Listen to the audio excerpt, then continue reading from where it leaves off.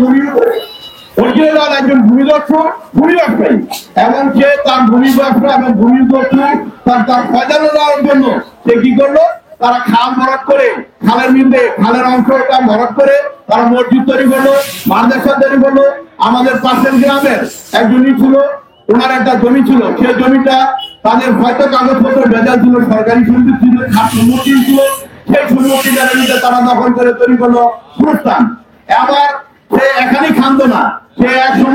সময় রূপ ধারণ করে, রূপ ধারণ করে। এক সময় ছিল জাতীয় পার্টি এবং জাতীয় পার্টির দূষণ, তার বাড়ি থেকে জাতীয় পার্টির অনেক বড় বড় দাপিয়ার নেতা আসে গেছে এবং সে জাতীয় পার্টি সেলিম ওসমানের খুব কাছের লোক ছিল, নাসির ওসমানের, এবং সে তাদের ভয়ে এই খালটা ভরাট করে মাদ্রাসা তৈরি করে রাখে। এরপর তিনি কি করলো, এরপর তিনি এখন আবার তার টুপি এবং জামার খুলোতে সে আবার নতুন করে বিএনপি হওয়ার জন্য গেছে। আমাদের এক সহযোদ্ধা, আমাদের একজন শুভাকাঙ্ক্ষী, নারায়ণগঞ্জের নতুন কর্ণধার, যিনি নিজেকে দাবি করেন আবার তিনি আবার তার সময় পরিবর্তন করে সে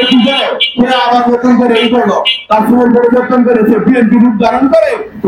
এখন মাসুদ ভাইকে আমি বলতে চাই, মাসুদ ভাই আপনি বিএনপি করেন, বিএনপি করবেন, এখানে কারা বিএনপি করে, কারা বিএনপির সাথে জড়িত, কারা নির্যাতিত, কারা এখান থেকে ছোট থেকে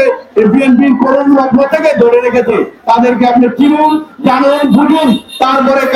কার কাছে যাবেন, কার কাছে আসবেন, কার কাছে যেতে হবে সেটা আপনি দিক নির্দেশনা দিবেন। এখন যে দোষর আমলিকের দোষরের কাছে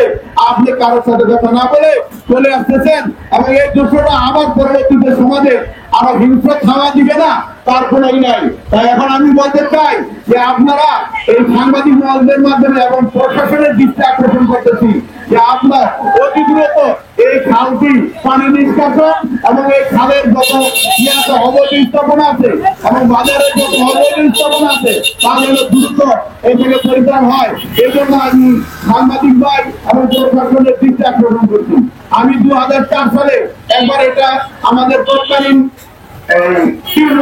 আমি দিয়েছিলাম, তখন দেওয়ার পর ওনারা আমার বিরুদ্ধে পরবর্তীতে দেখা গেছে যখন আমি পিউরু থেকে শীতলাখাকে দেয়, শীতলাখা তাৎক্ষণিক আবার এটা আমার পক্ষে তারা দেয়, বিবৃতি দেয় যেন এটা ভুল, তারা ভূমিদস্যু, তাদের বিরুদ্ধে একটাই দেয়। এরপর আওয়ামী দুঃশাসনের এই 17 বছরে তারা এই জায়গাটি পুনরায় দখল করে এভাবে মসজিদ মাদ্রাসা দোহাইয়ে তারা এই আমাদের এলাকাকে সীমিত করে রাখছে। তাই এই সীমিত থেকে মুক্তির জন্য আমরা সবার জন্য সকলের দৃষ্টি আকর্ষণ করছি এবং ডিসি মহোদয় এবং টিউনো মহোদয়কে আমরা বলবো অতি দ্রুত এটা আমাদের নিষ্কাশন, পানি নিষ্কাশন এবং অবৈধ স্থাপনা উচ্ছেদ করে দ্রুত যেন আমাদের ব্যবস্থা নেয়।